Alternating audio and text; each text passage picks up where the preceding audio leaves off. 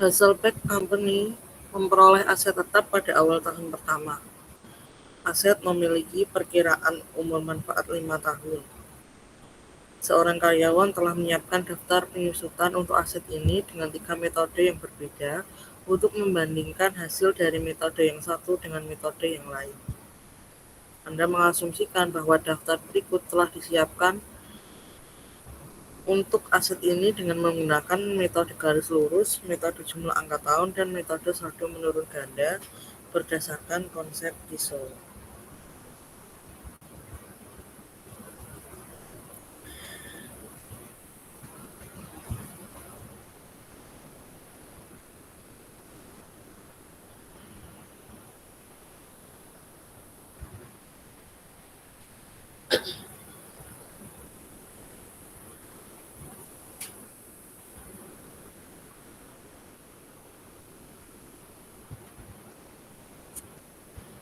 Jadi ini data untuk penyusutannya dengan 3 metode, yaitu garis lurus, jumlah angka tahun, dan saldo menurun ganda. Diminta untuk menjawab pertanyaan berikut. Yang pertama, ada berapa biaya perolehan aset yang disusunkan di atas. Yang kedua, ada berapa jumlah jika ada nilai residu yang digunakan dalam perhitungan penyusutan. Kemudian yang ketiga, ada metode mana yang akan menghasilkan beban tertinggi untuk laba pada tahun ke-1. Yang keempat, ada metode mana yang akan menghasilkan beban tertinggi untuk laba pada tahun ke-4.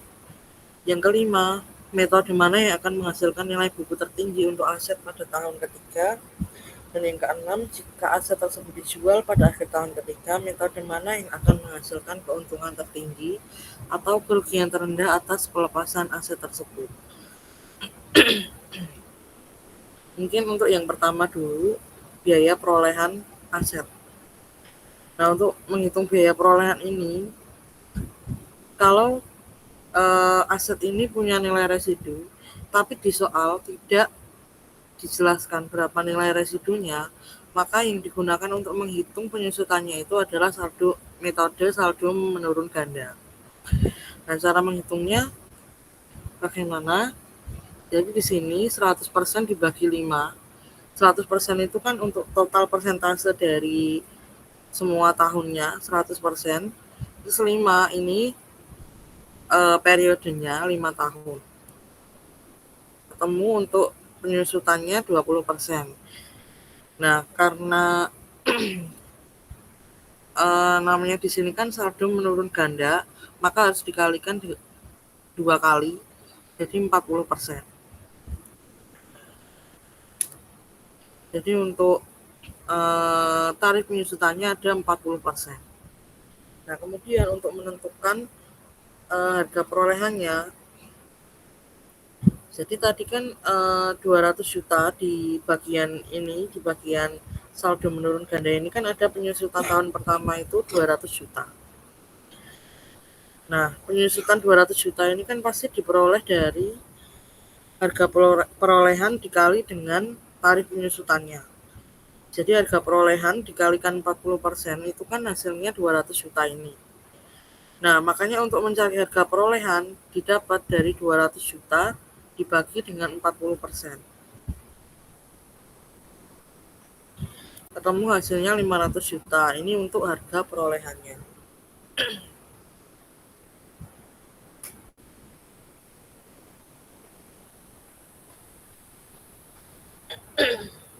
Terus kemudian tadi untuk soal yang nomor 2, berapa jumlah jika ada nilai residu yang digunakan dalam perhitungan penyusutan. Karena tadi di awal sudah menghitung kalau ada nilai residunya, berarti kita harus menghitung dulu jumlah nilai residunya itu berapa. Nah, nilai residu ini diperoleh dari harga perolehan dikurangi dengan jumlah penyusutan. Harga perolehannya tadi 500 juta. Kemudian jumlah penyusutannya di soal ini totalnya 450 juta. Jadi 500 juta dikurangi 450 juta hasilnya 50 juta. Itu untuk cara poin yang kedua. Kemudian yang ketiga, metode mana yang akan menghasilkan beban tertinggi untuk laba pada tahun ke-1. Nah, kalau ini gampang. Dari tabel tadi, di tahun ke-1, mana yang paling tinggi beban penyusutannya? Nah, untuk di soal ini yang paling tinggi adalah metode saldo menurun ganda, yaitu 200 juta. Kemudian soal yang D, metode mana yang akan menghasilkan beban tertinggi untuk laba tahun keempat? Ini juga masih sama. Di tahun keempat, yang paling tinggi antara ketiga metode ini adalah metode garis lurus, yaitu 90 juta.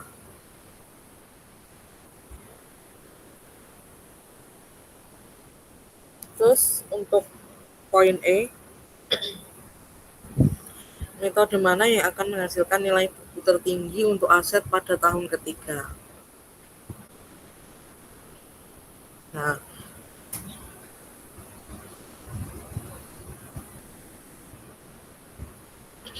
untuk menghitung nilai buku itu kan berarti harga perolehan dikurangi dengan akumulasi penyusutan di tahun tersebut ya.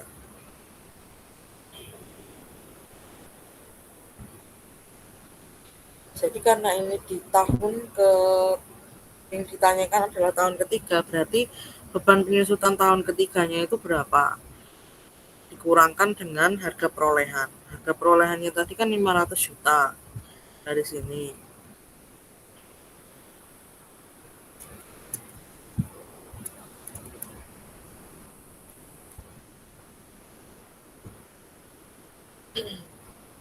Nah, ini dikurangkan dengan jumlah biaya penyusutan di tahun ketiga.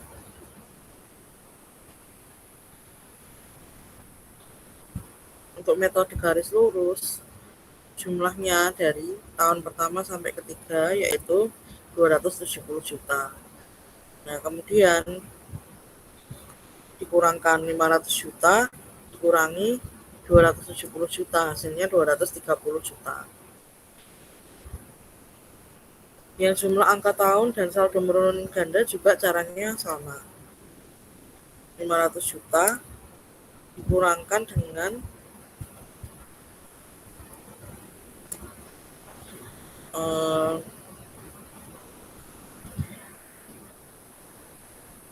dikurangkan dengan jumlah beban penyusutan di tahun pertama sampai dengan tahun ketiga. Ini dari 150 juta, 120 juta ditambah 90 juta.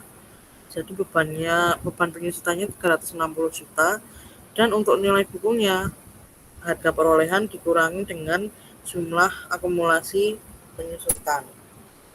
Jadinya 140 juta untuk nilai bukunya. Yang ketiga saldo menurun ganda juga sama.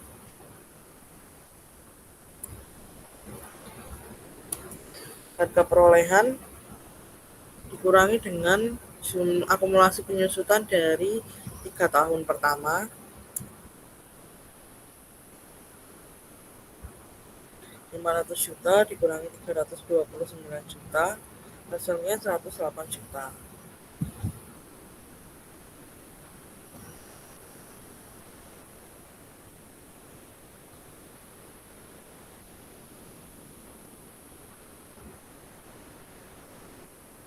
Nah, terus kemudian pertanyaannya tadi kan metode mana yang akan menghasilkan nilai buku tertinggi. Nah, dari perhitungan tadi, nilai buku tertingginya adalah metode garis lurus, yaitu sebesar 230 juta. Terus kemudian untuk soal yang ke F, poin F. Jika aset tersebut dijual pada akhir tahun ketiga, metode mana yang akan menghasilkan keuntungan tertinggi atau kerugian terendah atas pelepasan aset tersebut? Nah, untuk menghitung keuntungan tertinggi, nah ini kan dari harga jualnya dikurangi dengan nilai bukunya. Kalau misal harga jualnya 300 juta,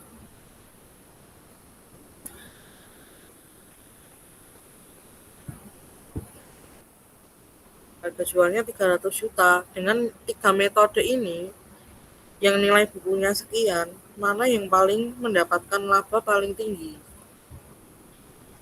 Nah, untuk yang mendapatkan laba paling tinggi itu adalah yang nilai bukunya itu terendah. Nah, di sini yang nilai bukunya terendah adalah saldo menurun ganda. Nah, untuk membuktikannya, dari 300 juta dikurangi nilai buku garis lurus. Ini laba 70 juta. Terus 300 juta dikurangi nilai buku jumlah angka tahun 160 juta. Kemudian 300 juta dikurangi dengan nilai buku saldo menurun ganda 192 juta. Nah, berarti kan laba yang tertinggi itu adalah metode yang nilai bukunya paling rendah, yaitu yang saldo menurun ganda. Untuk kasus 1. Kemudian lanjut ke kasus 2. Agazi Company membeli peralatan senilai 304 juta rupiah pada tanggal 1 Oktober 2020. Diperkirakan bahwa peralatan tersebut akan memiliki umur manfaat 8 tahun dan nilai residual 16 juta. Perkiraan produksi 40.000 unit dan jam kerja 20.000 jam. Selama tahun 2020, Agazi menggunakan peralatan selama 525 jam dan peralatan menghasilkan 1.000 unit. Diminta, hitunglah beban penyusutan dengan masing-masing periode berikut ini. Pembukaan Agazi mengikuti kalender tahun yang berakhir 31 Desember. Nah, perhitungannya menggunakan 5 metode ini. Yang pertama adalah metode garis lurus untuk tahun 2020. Metode garis lurus itu kan rumusnya dari harga perolehan dikurangi nilai residu dibagi dengan masa manfaat. Nah, untuk menghitungnya, untuk penyusutan per tahun dihitung dari 340 juta, ini harga perolehannya, dikurangi dengan 16 juta, yaitu nilai residualnya, kemudian dibagi dengan umur manfaatnya, yaitu 8 tahun. Ketemu hasilnya 36 juta. Ini untuk penyusutan per tahun. Nah, sedangkan kita diminta untuk mencari penyusutan untuk tahun 2020. Di mana di tahun 2020 itu pemakaiannya itu baru dimulai di tanggal 1 Oktober, bukan dari 1 Januari. Nah, otomatis penyusutan untuk tahun 2020 itu bukan full 36 juta, tapi dihitung dari bulan pemakaiannya ini sampai dengan akhir tahun, dari Oktober, November, Desember. Jadi 3 bulan. Maka dari itu dihitung 3/12 dikalikan dengan penyusutan per tahun. Ditemukan hasilnya 9 juta. Untuk yang poin A. Kemudian untuk yang poin B, yaitu metode aktivitas, yaitu unit output untuk tahun 2020. Di sini tadi ada informasi bahwa perkiraan produksi untuk unit output itu 40.000 unit. Nah, sedangkan selama tahun 2020 outputnya yang dihasilkan itu adalah 1.000 unit. Kita menghitung dulu untuk penyusutan per unit. Dihitung dari harga perolehan dikurangi nilai residu dibagi dengan 40.000 unit. Karena kita mencari untuk per unitnya. Ketemu 304 juta dikurangi 16 juta dibagi 40.000, hasilnya 7.200 rupiah.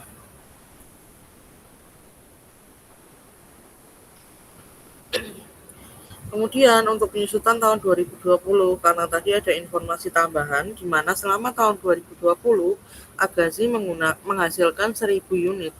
Maka harga per unit ini tadi, biaya penyusutan per unit dikalikan dengan 1.000. Hasilnya 7.200.000. Kemudian untuk yang poin C, metode aktivitas jam kerja untuk tahun 2020. Di sini tadi ada informasi bahwasannya di jam kerja untuk peralatan tersebut adalah 20.000 jam. Tapi selama 2020 Agazi menggunakan peralatan itu selama 525 jam. Caranya kurang lebih sama seperti yang poin B tadi. Menghitung dulu penyusutan per jamnya, yaitu dari 304 juta rupiah dikurangi 16 juta rupiah dibagi dengan 20.000 jam. Temukan 14.400 rupiah per jam. Nah, kemudian untuk penyusutan tahun 2020 tinggal dikalikan dengan jam penggunaan peralatan itu selama 2020, yaitu 525 jam. Ketemu hasilnya 7.560.000.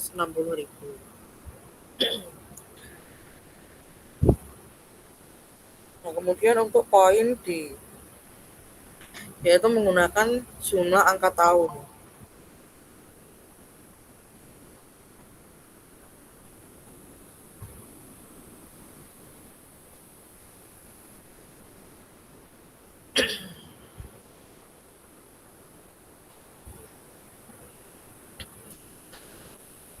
Nah, untuk sebelum menghitung biaya penyusutan dengan jumlah angka tahun, kita menghitung dulu jumlah angka tahunnya itu berapa.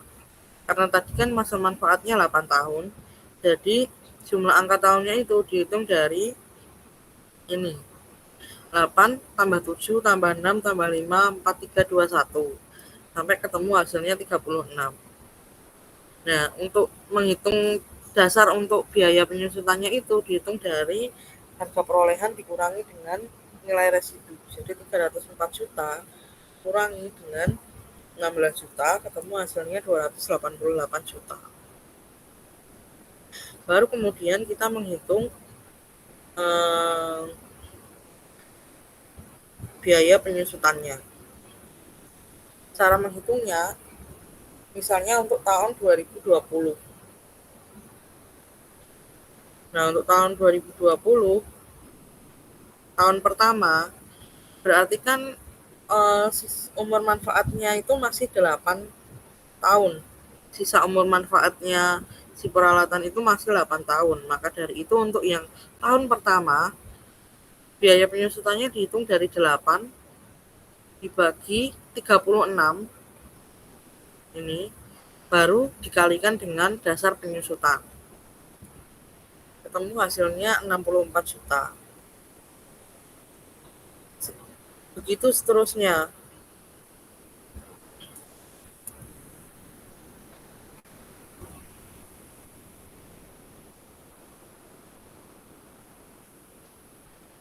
Jadi berkebalikan. Tahun pertama pecahan yang digunakan itu 8/36. Tahun kedua pecahan yang digunakan 7/36. Tahun ketiga 6/36 dan seterusnya.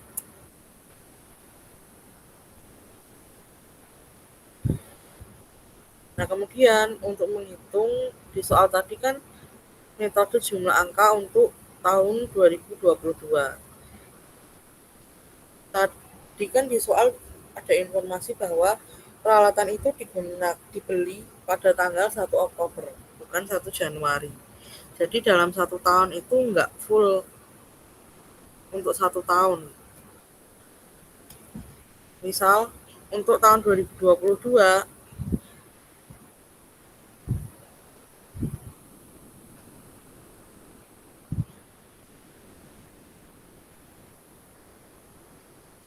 untuk tahun 2022 itu yang masuk untuk di penyusutan yaitu ada di 9. Yang 3 bulan dari Oktober sampai Desember ini itu masuk ke tahun berikutnya. Tahun sebelumnya. Nah, maka dari itu untuk tahun 2022 yang pertama ada 9/12 dikalikan dengan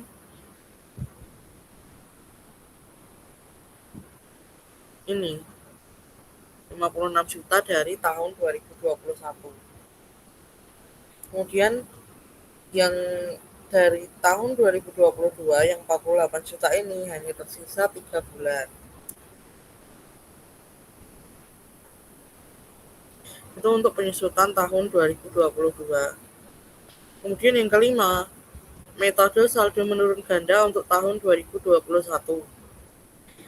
Saldo menurun ganda, mungkin caranya untuk menghitung persentasenya kurang lebih sama dengan kasus 1.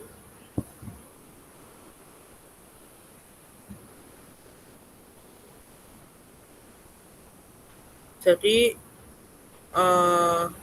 dari penyusutan per tahun yang kita hitung di metode garis lurus tadi, yaitu dengan harga perolehan dikurangi nilai residu dibagi masa manfaat,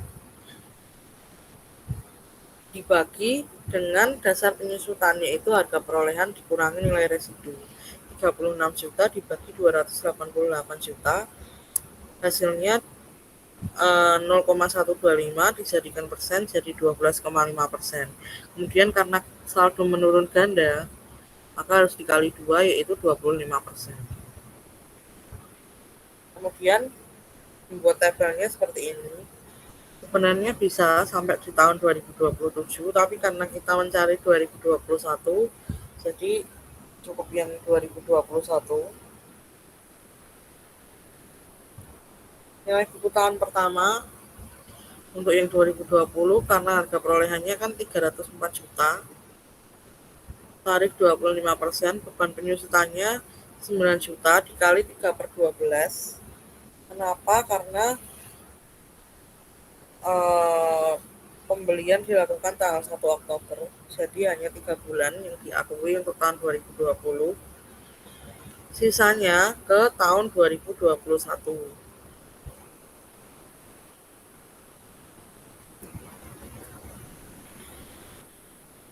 Nah, kemudian untuk yang 2021 juga kurang lebih sama, 3/12 dikalikan dengan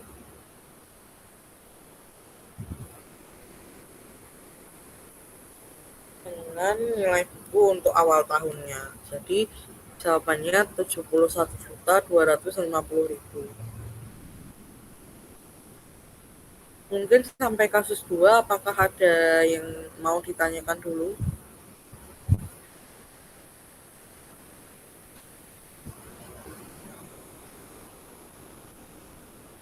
Dari saya belum ada, Kak. Mungkin dari teman-teman yang lain, jika ada yang ingin ditanyakan.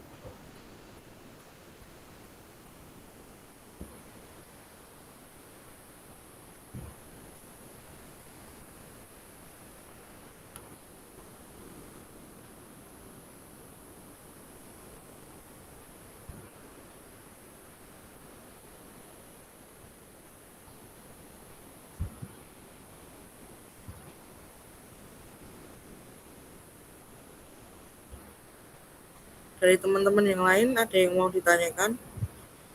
Boleh ngomong langsung atau diketik di chat juga nggak apa-apa.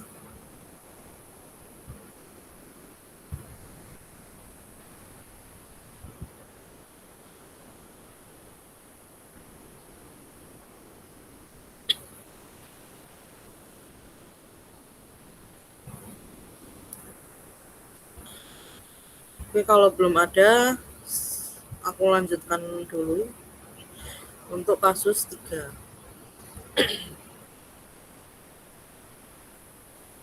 Berikut adalah informasi yang berkaitan dengan peralatan milik Avian Azam Company pada 31 Desember 2020.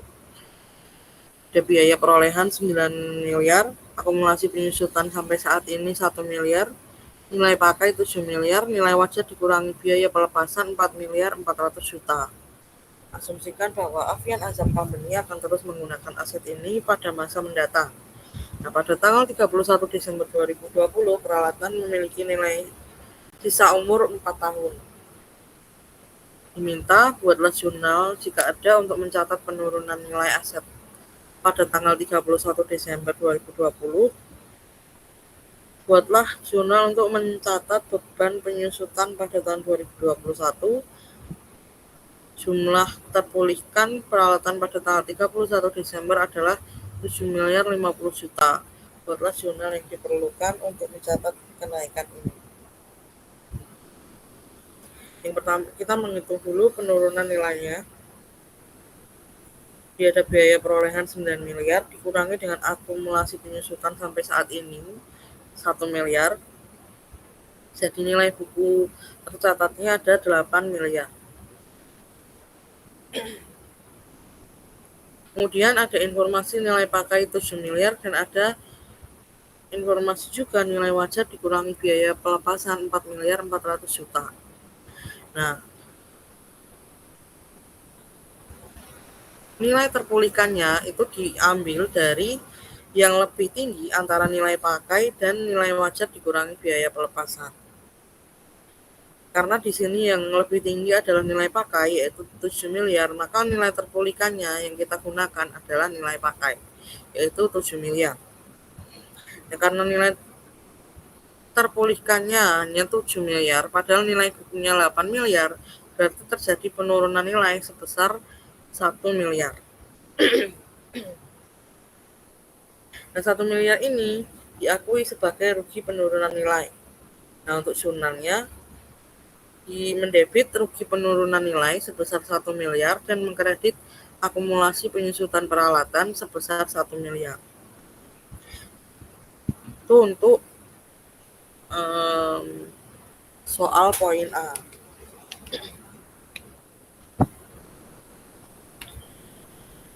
Kemudian untuk poin B yaitu menghitung jurnal untuk mencatat beban penyusutan.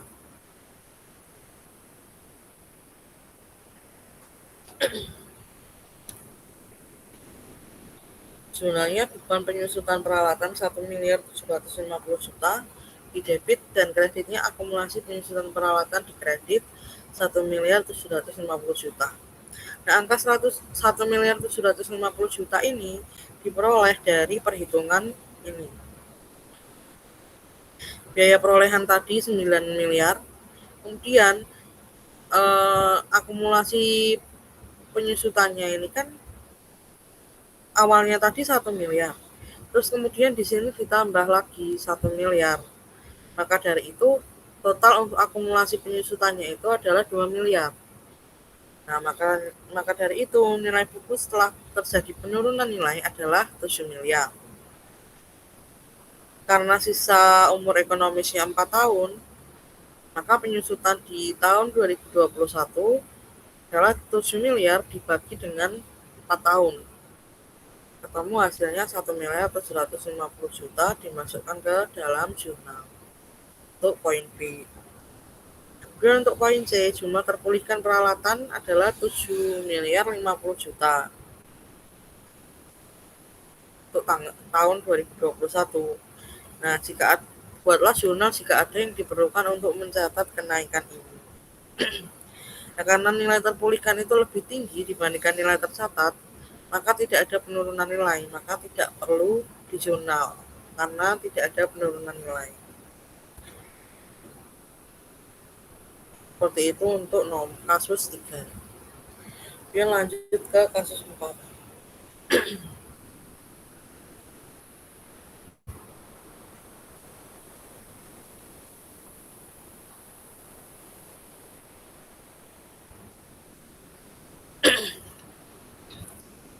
Manajemen Pragu Ins mendiskusikan apakah peralatan tertentu harus dihapuskan sebagai biaya untuk operasi saat ini dikarenakan keusangan.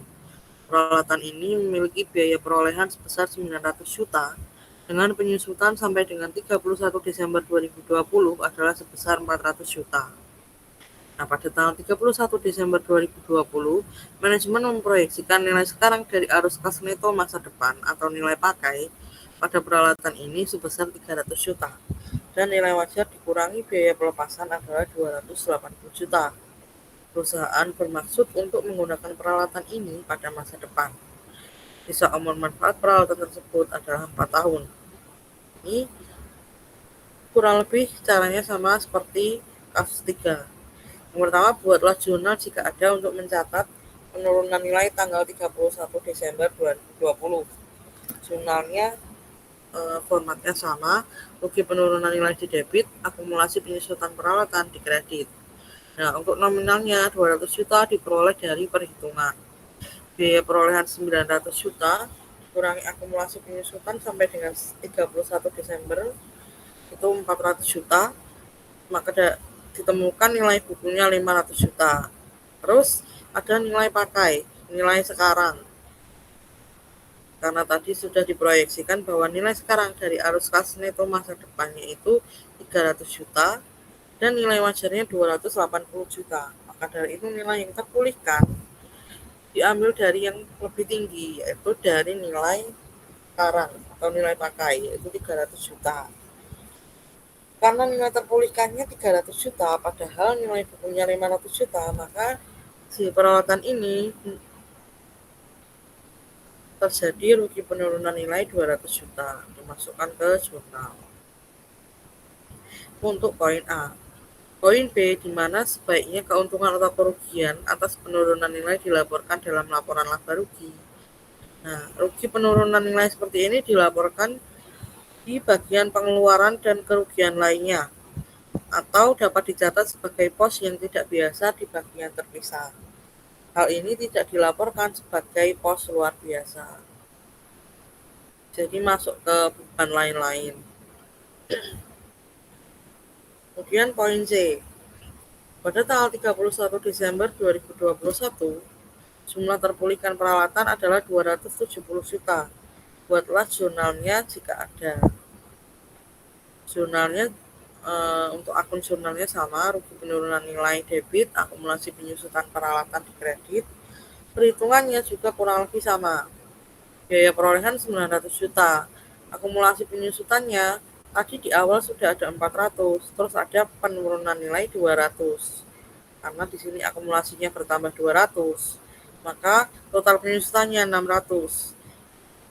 Nilai bukunya tersisa 300. Kemudian di soal ada informasi jumlah terpulihkan peralatannya adalah 270 juta. Maka dari itu 300 dikurangi 270 juta sama dengan 30 juta untuk rugi penurunan nilai 2021. Maka di jurnal rugi penurunan nilai debit sebesar 30 juta, akumulasi penyusutan peralatan di kredit sebesar 30 juta. Kemudian masalah akuntansi apa yang dihadapi manajemen dalam mencatat penurunan ini? Manajemen terlebih dahulu harus menentukan apakah terdapat penurunan nilai. Untuk mengevaluasi langkah ini, manajemen melakukan uji pemulihan. Uji pemulihan memperkirakan arus kas masa depan yang diharapkan dari penggunaan aset tersebut dan pelepasan akhirnya. Jika jumlah arus kas bersih yang diharapkan di masa depan tidak didiskontokan lebih kecil dari jumlah tercatat aset, maka akan terjadi penurunan nilai. Jika uji pemulihan menunjukkan bahwa terjadi penurunan nilai, maka kerugian harus dihitung. Kerugian penurunan nilai adalah jumlah di mana nilai tercatat suatu aset melebihi nilai wajarnya. Itu untuk kasus 4. Kemudian lanjut ke kasus 5. Federal Drilling Company menyewa properti di lokasi tempat minyak telah ditemukan. Sumur minyak pada properti ini memproduksi 18.000 barel minyak selama tahun lalu, yang dijual dengan rata-rata harga penjualan sebesar $65 per barel. Total sumber daya minyak pada properti ini diperkirakan sebanyak 250.000 barel. Perjanjian sewa mengizinkan pembayaran langsung senilai 600 juta kepada lessor atau pemilik sebelum pengeboran bisa dimulai, dan sewa tahunan sebesar $31.500. Premi sebesar 5% dari harga penjualan setiap barel minyak yang diambil dari sumur harus dibayar setiap tahunnya kepada lessor. Selain itu, Federer harus membersihkan semua sampah dan puing-puing hasil pengeboran dan menanggung biaya rekondisi tanah untuk pertanian ketika sumur ditinggalkan. Estimasi nilai wajar atas pembersihan dan rekondisi ini pada saat penyewaan adalah 30.000. Diminta dari ketentuan perjanjian sewa, hitunglah biaya per barel selama tahun terakhir di luar biaya operasi untuk Federal Drilling Company. Kita menghitung biaya per barel minyak. Untuk menghitungnya ada beberapa langkahnya. Yang pertama menghitung dulu pembayaran minyak. Nah, ini dihitung dari pembayaran langsung 600.000 dibagi dengan total properti, total sumber daya minyak yang diperkirakan. 600.000 dolar dibagi 250.000, hasilnya 2,40.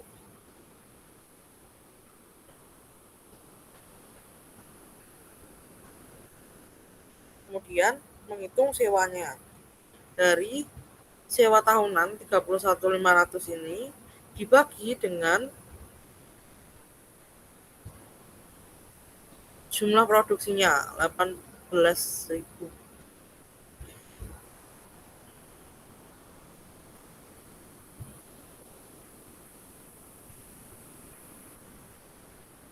Jadi 31.500 dolar dibagi 18.000 ketemu hasilnya 1,75. Kemudian juga menghitung premi. Tadi kan ada premi 5% dari harga penjualan. Premi 5% dari harga penjualan. Harga penjualannya 65 dolar. 5% dari 65 dolar yaitu 3,25. Kemudian pembersihan dan rekondisi dihitung dari 30.000 estimasi nilai wajarnya dibagi dengan total sumber dayanya 250.000 tadi, ditemukan 0,12. Nah, terus kemudian dari angka-angka yang ditemukan tadi dijumlahkan semua, itu menjadi total biaya per barel, yaitu 7,52.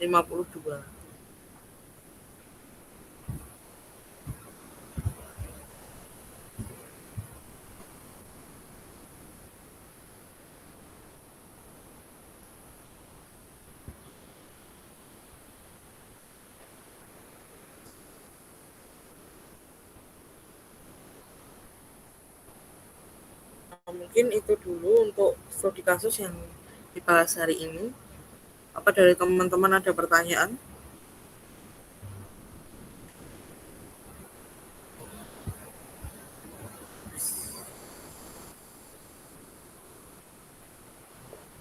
Belum ada, Kak.